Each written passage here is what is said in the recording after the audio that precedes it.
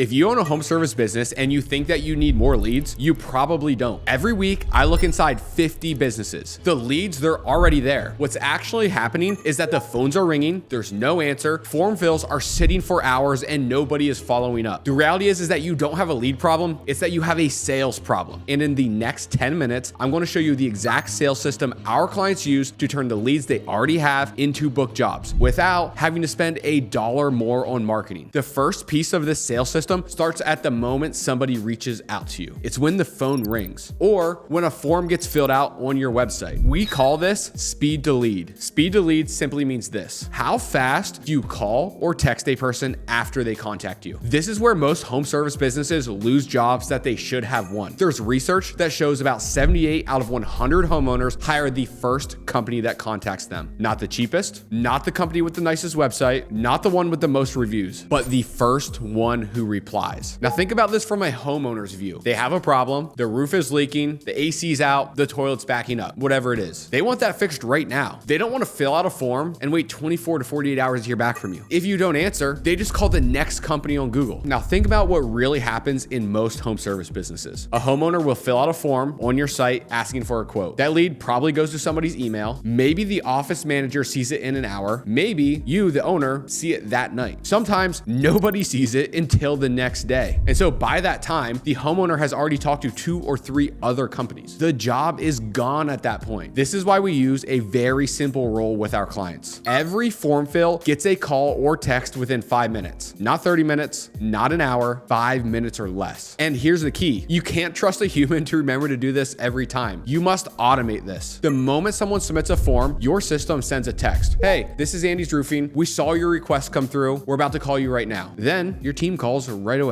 This does 2 big things. It tells the homeowner a real company saw your message. It stops them from calling more companies while they wait. But now let's talk about what happens after hours when nobody's working. Say someone fills out your form at 8:30 p.m. Most companies will literally wait until the next morning to do anything. Instead, if you have an automated system, it should text back right away. Hey, this is Andy's Roofing Company. We just got your request. Our office opens at 8 a.m. We'll call you first thing tomorrow. Now, the lead doesn't feel ignored, and you are still the first company that they actually hear from in the morning. Let me paint a real world picture for you. A massive storm hits. A roofing company gets 200 form fills in 48 hours. Company A, they have an automation, texts go out right away. Calls go out right away. Company B has no system. All those leads just sit in an inbox. Company A books most of the jobs. Company B says, our marketing isn't working. We see this over and over again across hundreds of home service businesses. They are getting plenty of form submissions, but because the follow-up is not immediate, a huge chunk of those chances are lost before the sales conversation even gets started. So that's what happens with form leads. But here's the thing. Most homeowners don't even fill out a form. They just grab their phone and they call the first number that they see. If you don't answer that call, you don't just lose a job. You lose the marketing money that you paid to make that phone ring in the first place. So let's talk about the second part of speed to lead, because every missed call is money. If your average job is $1,000, a missed call might be worth $1,000. If your average job is $2,000, that missed call might be worth $2,000. But it gets worse. Most of you are paying to make that phone ring. Maybe you pay $50, $100, even $300 to just get one solid lead from ads or a lead service. So when you miss that call, here's what really happened. You may be paid, say, $150 to get the lead. You lost a $1,500 job because no one picked up. That is not a $1,500 mistake. That's a $1,650 mistake. You paid to get the chance to talk to them, and then you threw the chance away. Do that a few times a week, every week, and that is thousands of dollars gone each month without anything being wrong in your mind. It just looks like a few missed calls. So here's the rule that we use with our clients. No missed call gets left alone ever. If someone calls you and you can't answer, your system should text them right away. Hey, this is Andy's Roofing Company. We just saw your call. We're helping another customer right now, but we can call you back in the next 5 to 10 minutes. Does that work? Then someone from your team actually calls them back as fast as possible. This turns a missed call into a second chance instead of just another dead lead. But next, you need a clear order for who answers calls. Think of this like a ladder. The first ring, your front desk or office person, they're first in line. They should pick up the phone. If they don't pick up, a backup person on your team needs to answer. If it rings 3 times, the next person has to answer. If they don't pick up, it gets directed to an answering service, right? The goal is simple here. You don't got to go this crazy. A real human should answer as many calls as possible. Picture this. It's 11 p.m. in July. A family's AC just died. The house is hot and the kids can't sleep. They call 3 HVAC companies. Company A, voicemail. Company B, voicemail. Company C, live person or answering service. Who do they book? They book Company C. And if Company C takes care of them, they'll probably stay for a few years. The last piece of this part is that you need to measure this. Every week, you or someone on your team should pull your phone report. Count how many calls came in, count how many that you missed. Ask yourself, what percent of calls did we miss? If you're spending real money on marketing and you're still missing 10 to 20% of your calls, that is like lighting your marketing money on fire. When you fix how to handle missed calls and you have good speed to lead, you don't feel the need to